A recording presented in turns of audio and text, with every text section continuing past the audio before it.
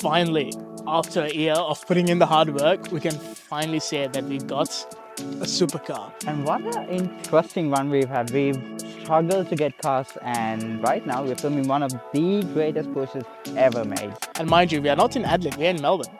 Oh yeah, we're in Melbourne. All thanks to the hard work and all of you.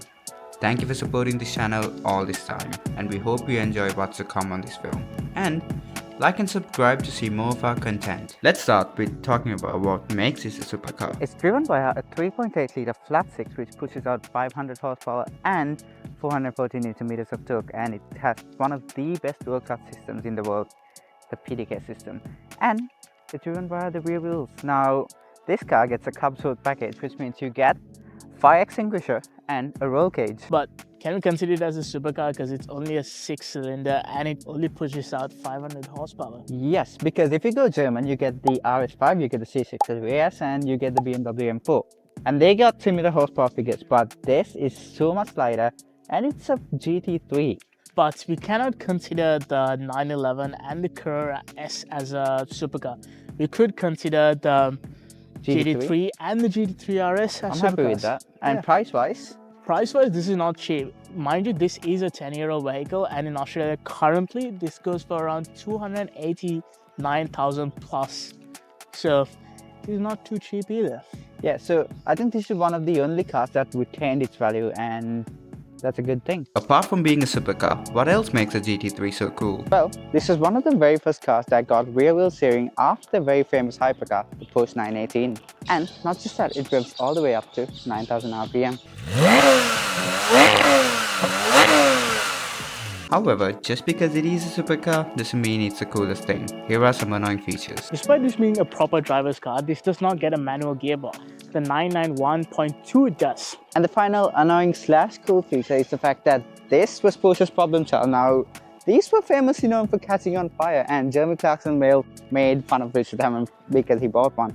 Now, the good thing about it is, most of the owners has replaced the engine and like literally most bits of it. So even if you buy a car in 2024, it's gonna be quite good because you're gonna get a fairly new engine and brand new parts as well. Let's go through the exterior design. Now mind you, this is a 10-year-old GT3 and it doesn't really show its age. Well, to be honest, most 10-year-old cars we've tested still look modern, at least from the outside. The only thing that shows its age is the indicator and the front headlight, because this car got a facelift which was called the 991.2, which got a thin indicator and a DRL all over here. And to be frank, that's my favorite edition of the 991 Porsche GT3 and the GT3 RS. And I'm gonna piss off a lot of fanboys by saying this, but Porsche fanboys, Porsche design is good, but it is boring, unfortunately. But if you get a loud color like this and a screaming exhaust, then it makes sense. But like a black turbo SE, it's kind of boring, unfortunately. And at the side you can see how iconic the 911 looks were integrated to the design of this generation as well. Well, that's what makes a 911 a 911. The fact that it continues the bloodline of the first 911 ever made. And one of my favorite features of the GT3 is the fact that it gets the same 4 jellos as the GT3 RS. And something a lot of people did miss is the fact that the side mirrors were aerodynamically designed, and that goes to show how much Porsche engineers put in the work. And time for another controversial opinion. Yes, the new 911s and the Libra, they do look good, but this has to be my favorite rear design of any Porsche ever made, because this is simply so beautiful and so timeless, and that's thanks to these rear taillights as well. And this car gets a wing, it gets a diffuser and real vents, because it's truly a sports car, well, a race car. And it's not too race car like the new GT3 RS. Once again, I'm gonna piss a lot of people off. Way too overhyped, and it does look cool, but it looks too much, to be honest. But the GT3 looks perfect. Now, overall, I love the design of the car, especially from the back, but the front I prefer the 991.2. Okay, let's talk about the interior of the GT3. Now, the seats, I'm gonna start with the seats. So comfortable, even though it's a proper carbon bucket seats, because this gets the Club Sport package and it gets carbon seats as well. Now, let's talk about the steering wheel. Fully Alcantara, the paddle shifters feel very high quality, and the instrumental cluster, very iconic Porsche GT3. You also get a small digital screen. Now, the infotainment system is upgraded. Now it does get Android Auto, which is quite nice because In 2024, having an Android Auto feature or an Apple CarPlay feature is quite good. And if you look down here, yes, poverty buttons, you do get a front lift, and you also get an active exhaust button. And if you're wondering where the cup holders are, if you click this, look at that. That is quite cool. I don't want to play around with it because I've had bad experiences in a Mercedes, which I'm not going to mention. So that's closed. Okay, that's closed now. You also get a sports corner package because, well, that, as you can see.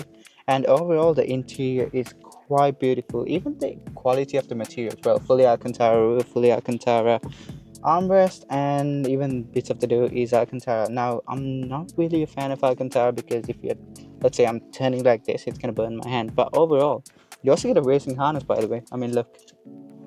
So yeah, overall interior, pretty amazing. It doesn't look like a 10-euro car, and I'm very excited to drive this. Okay, let's go for a drive in the GT3. Now, very first thing is the fact that this car is quite low, It is in fact we're like on a a road that has speed bumps.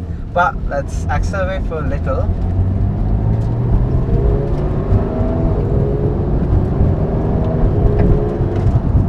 Wow, it's quick. 500 horsepower on this car is quite amazing. Now there's too many speed bumps on this road, so we're not gonna accelerate. But the PDK system, wow, literally. I'm on 5th gear, 4th, 3rd, 2nd.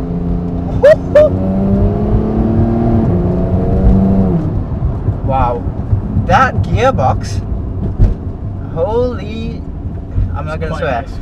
It is quite fantastic. Now the suspension, stiff, very stiff, and I see why a lot of people don't daily drive these cars, because too many speed bumps and it's very low. And also, no one in their right mind would daily drive this vehicle.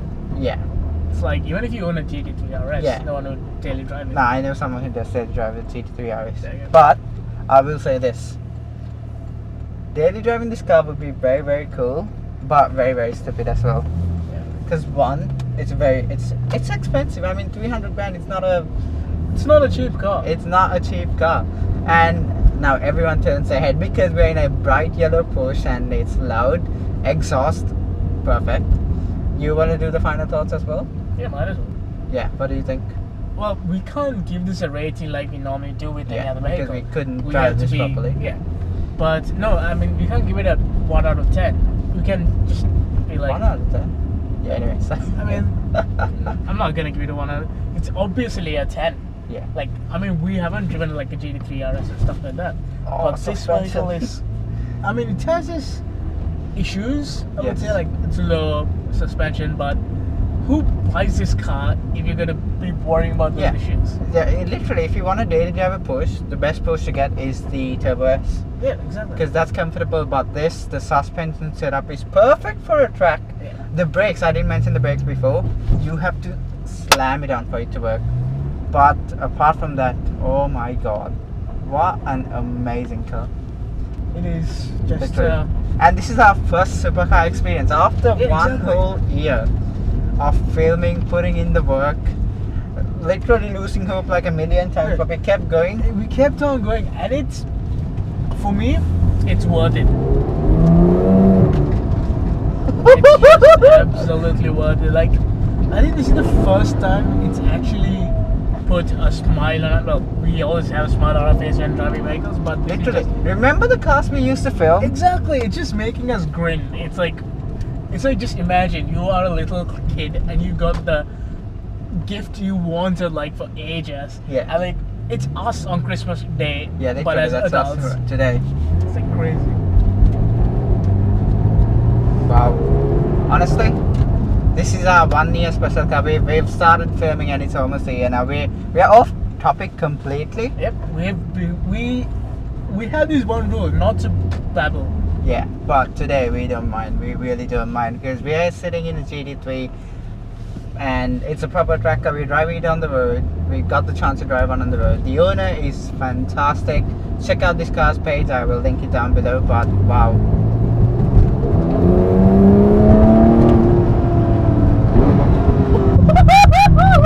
Fuck yeah. That PDK system, oh my god. Oh my god, what a car. Shall we end the video here? Oh, Yeah. I didn't even give it a final thought. Final thoughts? I can't really give it a final thought because I'm fanboying over this car because this is literally the first supercar we have driven on the channel. Yep.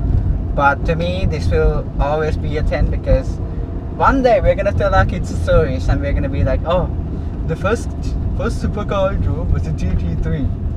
And for that Exactly. reason, it's a 10 to me. Yep. And same with me. Wow. And that's where we'll leave it. Yeah.